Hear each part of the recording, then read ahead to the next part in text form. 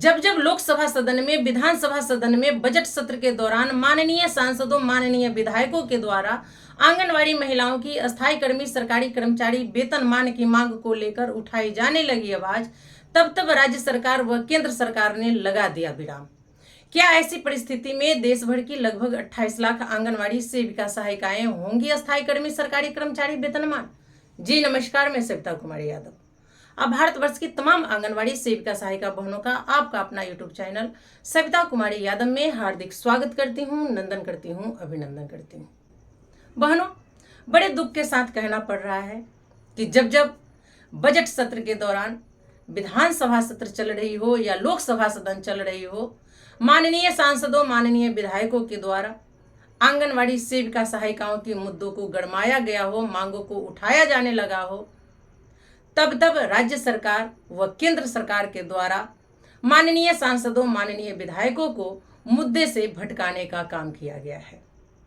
मैं ये इसलिए कह रही हूं कि आप लोगों को याद होगा जब बिहार में बजट सत्र चल रही थी, जिस बजट में कई विभाग के कर्मचारियों की मानदेय बढ़ोतरी हो गई थी, और जब आंगनवाड़ी महिलाओं की बात आई तो हमारे बिहार के मुखिया माननीय नीतीश कुमार जी के द्वारा जनसंख्या नियंत्रण पर कुछ ऐसी टिप्पणियां कर दी गई जिसको लेकर पूरा माहौल गर्मा गया, लोग दिशा विहीन हो गए।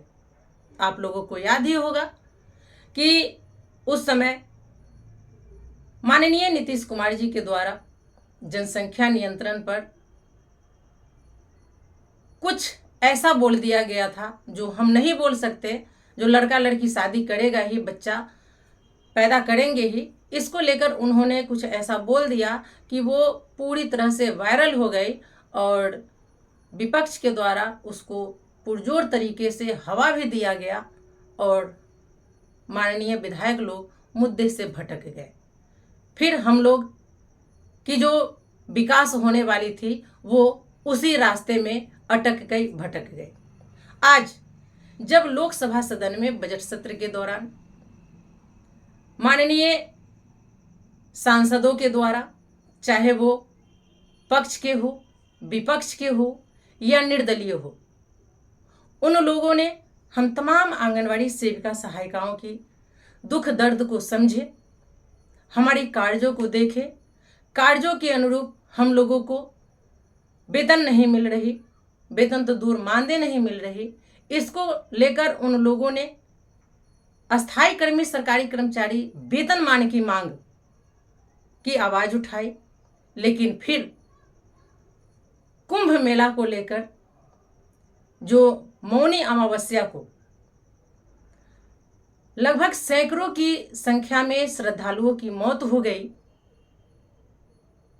वो आप लोगों ने देखा, वो अभी ठंडा भी नहीं हुआ था, उस दुख से लोग उबड़े भी नहीं थे कि कल रात दिल्ली रेलवे स्टेशन पर फिर से भगदड़ मची और उसमें 18 श्रद्धालुओं की मौत हो गई।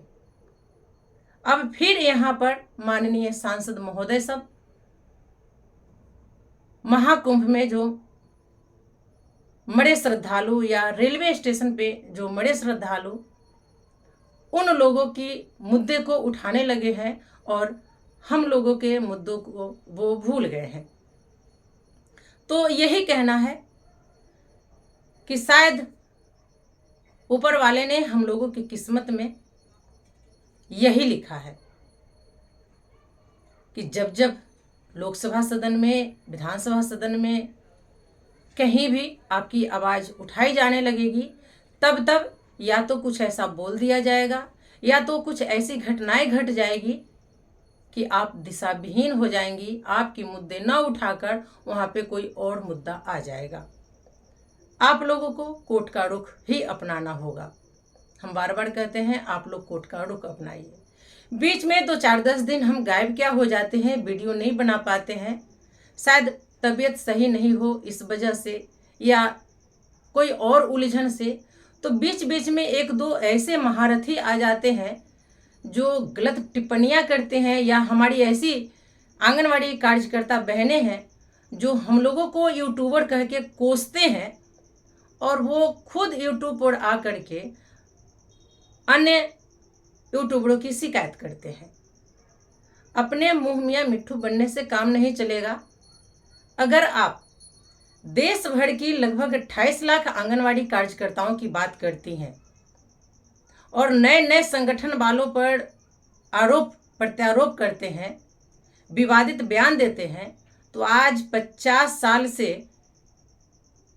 आप ही लोग तो संगठन के कर्ता धर्ता थे, मालिक थे। इस 50 सालों में आप लोगों ने आंगनवाड़ी कार्यकर्ताओं को क्या दिलवा दिया?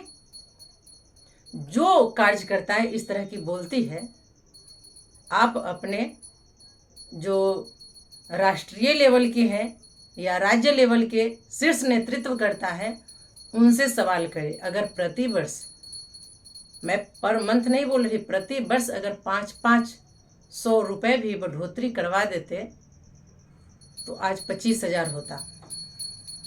बेवकूफ़ उन्हें बनाइए जो बनेगी। जिस तरह की अभी महाकुंभ में माननीय महोदय, हमारे देश के प्रधानमंत्री, यशस्वी प्रधानमंत्री माननीय मोदी जी के द्वारा महाकुंभ का आगाज किया गया, वहीं पे बड़े बड़े नेता, अभिनेता, सेलिब्रिटी कहते हैं कि जो महाकुंभ नहीं नहाएगा वो देशद्रोही होगा, जो यहाँ पे मरेगा वो मोक्ष को प्राप्त करेगा।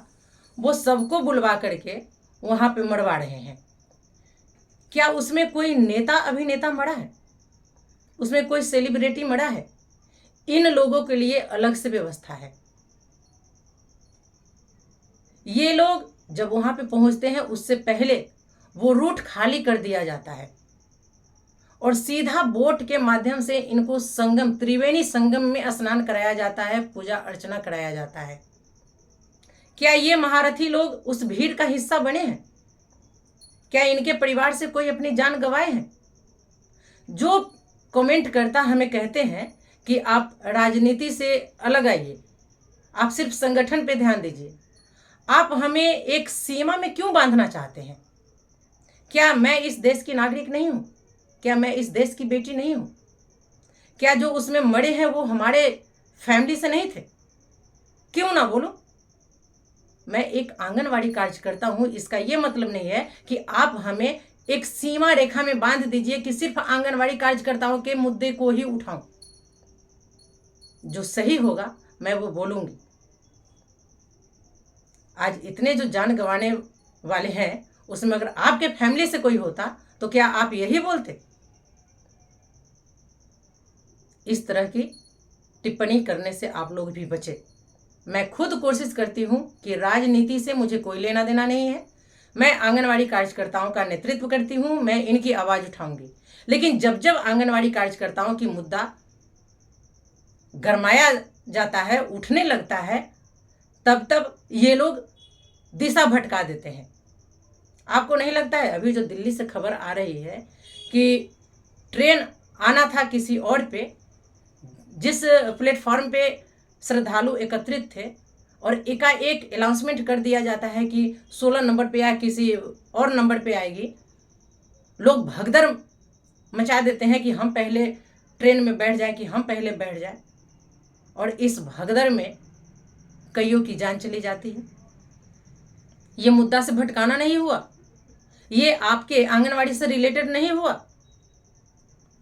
आखिर मानदेय तो बढ़ेगा ही, ये 100% हम कहते हैं, 99 नहीं 100% मानदेय बढ़ेगा। लेकिन फिर इसका श्रेय लेने के लिए होड़ में लगे हुए हैं लोग, और हम शुरू से ही कह रहे हैं। हम लोगों ने अखिल भारतीय आंगनवाड़ी कर्मचारी महासभा के राष्ट्रीय अध्यक्ष माननीय गुलाब सिंह जी की तत्वाधान में 25 अक्टूबर 2024 को दिल्ली के जंतर मंतर पर अपनी मांगों के समर्थन में 1 दिवसीय धरना प्रदर्शन भी की थी। वहीं महामहिम राष्ट्रपति महोदया श्रीमती द्रौपदी मुर्मू जी, केंद्रीय महिला एवं बाल विकास मंत्री श्रीमती अन्नपूर्णा देवी जी व पीएमओ इंडिया को ज्ञापन भी सौंपी थी। आप लोगों को ये भी याद होगा कि 26 जनवरी 2025 को देश भर से लगभग 200 आंगनवाड़ी सेविकाओं को माननीय प्रधानमंत्री मोदी जी के द्वारा सम्मानित करने के लिए दिल्ली बुलाया गया था, जिसमें हमारे अखिल भारतीय आंगनवाड़ी कर्मचारी महासभा के राष्ट्रीय अध्यक्ष माननीय गुलाब सिंह जी और महासचिव भी पहुंची थी। वहां पर इन लोगों ने मांग पत्र भी सौंपी, जिसमें माननीय वित्त मंत्री श्रीमती निर्मला सीतारमण जी, केंद्रीय महिला एवं बाल विकास मंत्री श्रीमती अन्नपूर्णा देवी जी, महामहिम राष्ट्रपति महोदया जी और पीएम माननीय प्रधानमंत्री मोदी जी को भी ज्ञापन सौंपी थी और नेशनल दस्तक पर अपनी बातों को भी रखे थे। इस बात को आप लोग कैसे भूल जाते हैं? और उस समय हम लोगों को आश्वासन मिला था कि आप लोगों की मानदेय बढ़ोतरी होगी। 15 फरवरी तक हमने आप लोगों को समय भी दिया। 15 फरवरी से लेकर लास्ट फरवरी तक हम लोग कुछ करते। इससे पहले जो हादसे पे हादसे होते जा रहे हैं, इसको लेकर अभी कोई प्रोग्राम तय नहीं है। हम लोग सिर्फ पत्राचार ही करेंगे, क्योंकि ट्रेन में अभी आपको जगह नहीं मिलेगी जाने आने की। तो मरने से अच्छा है कि आप अपने घरों पर रहकर माननीय विधायकों को, माननीय सांसदों को अपनी मांगों के समर्थन में पत्र दे और उनको फिर से लोकसभा सदन में आवाज उठाने के लिए मजबूर करें। और भी मैं बातें आप लोगों से करना चाहूँगी, लेकिन फिलहाल आज के वीडियो में इतना ही। आप लोग कमेंट कर हमें बताएं कि हमारा वीडियो आपको कैसा लगा। आप सुझाव दे सकते हैं, लेकिन आप हमें एक सीमा में नहीं बांध सकते हैं। यह गलत बात है। आप किसी की आज़ादी नहीं छीन सकते हैं।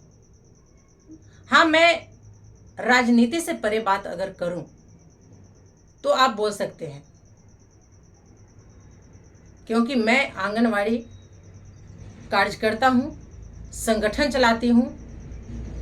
जो भी सत्ता में रहेगा मैं उससे सवाल करूंगी, और जो हमारे मांगों के समर्थन में व्यवधान उत्पन्न करेंगे मैं उन पे सवाल उठाऊंगी।